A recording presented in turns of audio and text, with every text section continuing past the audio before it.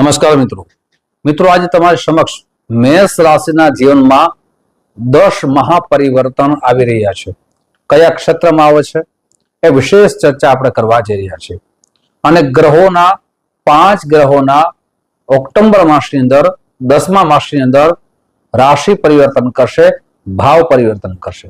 આ 5 ગ્રહો મેષ રાશિના જાતકો માટે એમના જીવનમાં મોટા પરિવર્તન કરવાના યોગ નિર્માણ થઈ રહ્યા છે.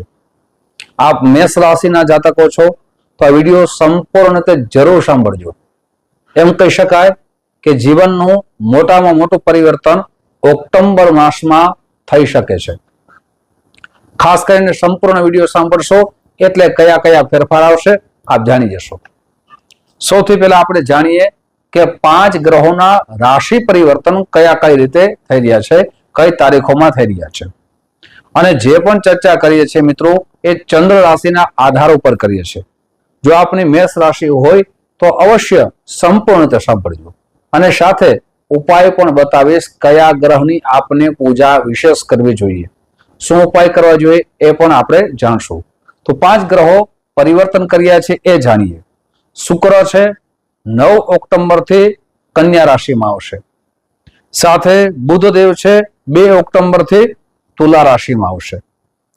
ગુરુ છે 18 ઓક્ટોબર થી સ્વ રાશિમાં એટલે કર્ક રાશિમાં રાશિ પરિવર્તન કરશે. સૂર્યદેવ છે 17 ઓક્ટોબર થી તુલા રાશિમાં આવશે. અને મંગળદેવ છે એ 27 ઓક્ટોબર થી લઈ અને સ્વ રાશિમાં આવશે. શનિ ભગવાન પણ રાશિ પરિવર્તન કરશે, વક્રી થશે. એટલે તમારા જીવનમાં મોટા ફેરફારો આવવાની સંભાવના ખૂબ જ વધી જાય છે. હવે 10 મહા પોઈન્ટ જે તમારા જીવનમાં પરિવર્તન આવી શકે છે એની ચર્ચા કરીએ. પણ તે પહેલા નમ્ર પ્રાર્થના છે, મારા નવા મિત્રો આ વિડીયો જોઈ રહ્યા છો, મિત્રો આ વિડીયો તમને ગમે તો જરૂર ને જરૂર લાઈક કરજો. આ વિડીયો તમારા મિત્રોમાં ખૂબ શેર કરજો, જેનાથી એમના જીવનમાં પરિવર્તન આવે.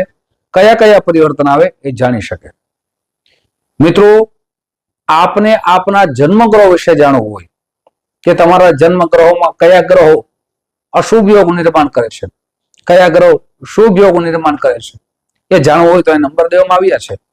આ નંબરમાં સંપર્ક સાધી શકો છો. સંપર્ક કરવાનો સમય સવારે 10 વાગ્યાથી લઈ બપોરના 1 વાગ્યા સુધી છે, સાંજે 5 વાગ્યાથી લઈ રાત્રે 9 વાગ્યા સુધી છે. મિત્રો, હવે ખાસ કરીને તમારા માટે મંગળ ભગવાન અને બૃહસ્પતિ આ માસ તમારા માટે ખાસ બનાવશે. જેમ કે સૌથી પહેલો પોઈન્ટ, આપનું કોઈ પણ કાર્ય જે ખૂબ મહેનત કરી છે અને આપનું અટકી ગયું છે એ કામ સફળતા સાથે પરિપૂર્ણ થવાના સુંદર યોગ નિર્માણ કરી રહ્યા છે. પછી એ કાર્યમાં આપણે પૈસા લગાવ્યા હોય, મહેનત કરી હોય, સમય આપ્યો હોય અને છતાં પરિપૂર્ણ ન થઈ રહ્યું હોય એ કામ આપણું સંપૂર્ણ રીતે પૂર્ણ થવાના યોગ નિર્માણ થઈ રહ્યા છે. ખૂબ સારા એમ કહી શકાય કે કામની પ્રસન્નતા વધશે. બીજું, ખાસ કરીને વિદ્યાર્થી બંધુઓ માટે જે ક્રમાંકની ઈચ્છા હતી અને ખૂબ મહેનત કરી હતા છતાં આપણે ક્રમાંક આવતો ન હતો, એ ક્રમાંક આપને પ્રાપ્ત થશે. ખુશીની વાત છે કે આપને મહેનતનું ફળ મળશે. ત્રીજું, કે આપને નોકરીની ખૂબ તપાસ કરી હતા, સારી નોકરી મળી જાય, છતાં આપને નોકરી ન મળતી હતી, એ ઓક્ટોબર માસમાં નોકરી મળવાના સુંદર યોગ નિર્માણ થઈ રહ્યા છે. ચોથો પોઈન્ટ, આપ યાત્રા માટે પ્રયત્ન કરી રહ્યા હતા, યાત્રા પણ આપની થવાની યોગ નિર્માણ થઈ રહ્યા છે. આપ મુસાફરીથી આપને લાભ થવાની સંભાવના વધી જશે. એક શહેરમાંથી બીજા શહેરમાં આપણું નેટવર્ક વધશે. આપ વિદેશમાં આપ કોઈ બિઝનેસ ચલાવી રહ્યા છો તો ત્યાં પણ આપને લાભ થવાની સંભાવના વધી જશે. મિત્રો, જે સુંદર કાર્યો થઈ રહ્યા છે એની તો આપણે ચર્ચા કરશું, પણ સાથે આપને શું સાવધાની રાખવી જોઈએ એ પણ ચર્ચા કરશું. એટલે મેષ રાશિના જાતકો માટે સંપૂર્ણ વિડીયો જરૂર સાંભળજો. 5મો પોઈન્ટ, આપને જૂની બીમારી હેરાન પરેશાન કરતી હતી તેમાં રાહત મળવાના યોગ નિર્માણ થઈ રહ્યા છે. સાથે હવે આપને કઈ વાતની સાવધાની રાખવી જોઈએ?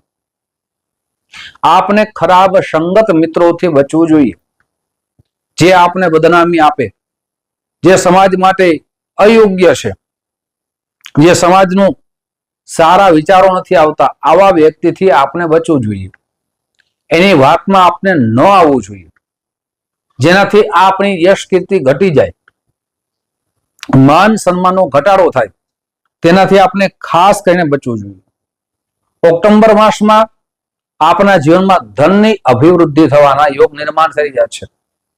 જે ધન આપનું ફસાઈ ગયું હતું, પછી મિત્ર હોય, સગા સંબંધી હોય, અથવા કોઈ વેપાર રીતે એ ધન પાછા મળવાના પણ યોગ નિર્માણ થઈ રહ્યા છે.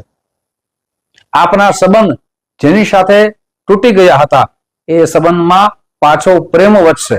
મિત્રતાના સંબંધો તૂટી ગયા હતા ત્યાં મિત્રતાનો સંભાવ જાગશે. 8મો પોઈન્ટ, ખાસ કરીને આપ નોકરીની અંદર જે પ્રમોશનની ઈચ્છા હતી, ખૂબ મહેનત કરીને આપને પ્રમોશન ન મળતું હતું, ત્યાં પ્રમોશન મળવાના પણ યોગ નિર્માણ થઈ રહ્યા છે. હવે સાવધાની કઈ વાતની રાખવાની છે? વૈવાહિક જીવનમાં કોઈ પણ પ્રકારનો આપને વિવાદ ન કરવો જોઈએ. આપના વૈવાહિક જીવનમાં ખાસ કરીને વિવાદ થશે તો મોટું નુકસાન થવાની સંભાવના વધી જશે, એટલે તે વિવાદથી બચવું જોઈએ. પતિ પત્ની વચ્ચે ખૂબ વિશ્વાસથી ચાલવું જોઈએ. નાની નાની બાબતમાં એકબીજાની કેર કરવી જોઈએ, એકબીજાની વાતને સમજવી જોઈએ, જેનાથી આપના ઉપર ખાસ કરીને કોઈ પણ પ્રકારના જે નુકસાન થવાના યોગ નિર્માણ થઈ રહ્યા છે તેનાથી બચી જશો. સાથે શનિ ભગવાન છે, જે તમારા માટે શનિની પનોતી ચાલુ છે. આપના કામમાં વિલંબ થવાની સંભાવના છે, પણ ગુરુ ભગવાન મંગળ ભગવાનની કૃપાથી આપના કાર્યમાં વિલંબ થતો હતો એ દૂર થશે. પણ આપને આળસનો ત્યાગ કરશો, સાથે આપ જેટલી આળસ કરશો આપનું કામ બગડશે.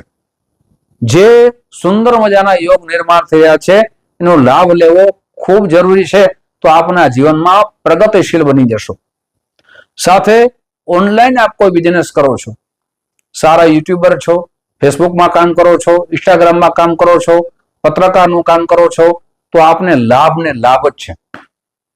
પણ ત્યાંથી પણ આપણી ઉપર કોઈ પણ પ્રકારનો ફ્રોડ ન થાય, આપણી ઉપર બદનામી ન થાય, તેનાથી આપણે બચવું જોઈએ. સાથે બીજાની નિંદા નથી કરવાની. સામેવાળા વ્યક્તિ શું કરે છે એ નથી જોવાનું. તમારામાં કેટલા અવગુણો છે અને હું શું કરી શકું, એ પ્રબળ શક્તિને આપ ખાસ કરીને જોવાની છે કે હું શું કરી શકું છું, મારામાં શું કળા છે. તેના માટે સારા ગુરુ, માતા પિતા, વડીલોની સલાહ લેવી જોઈએ, જેનાથી આપ ખૂબ પ્રગતિ કરી શકો. સાથે બીજા કોઈ પણ વ્યક્તિના વિવાદમાં આપને પડવું ન જોઈએ. પૈસા ધન બાબતમાં પણ વિશ્વાસુ વ્યક્તિને પૈસા આપવા જોઈએ, જેનાથી આપણા પૈસા પાછા સમય સાથે આવી શકે. ઓવર એટલે કે ગ્રહોનું હું જોઉં છું કે બધા ગ્રહોની જે દ્રષ્ટિ છે, બધા ગ્રહો રાશિ પરિવર્તન કર્યા છે, એમ કહી શકાય કે 80 થી 85% આ માસ તમારા માટે ખૂબ જ સારો છે. હવે લાભ કેમ લેવો, પ્રબળ કેમ થવું, આત્મવિશ્વાસને જાગૃત કરવો, એ તો આપણા હાથમાં છે. સારા વ્યક્તિની સલાહ પ્રમાણે ચાલશો તો આપના માન સન્માનનો વધારો થશે, યશ કીર્તિનો વધારો થશે, ધનની અભિવૃદ્ધિ થશે. આપના જીવનમાં મોટા ફેરફાર થવાના સુંદર યોગ નિર્માણ થઈ રહ્યા છે. હવે શું ઉપાય કરવા જોઈએ જેનાથી આપના જીવનમાં ખૂબ અભિવૃદ્ધિ થઈ શકે? સૌથી પહેલા આપણી જન્મકુંડળી બતાવી જે પણ અશુભ યોગ થતા હોય તેનું શાસ્ત્રોક્ત નિવારણ કરાવવું જોઈએ. સાથે શનિની જે પનોતી ચાલુ છે તેના માટે શનિ ભગવાનની ઉપાસના કરવી જોઈએ.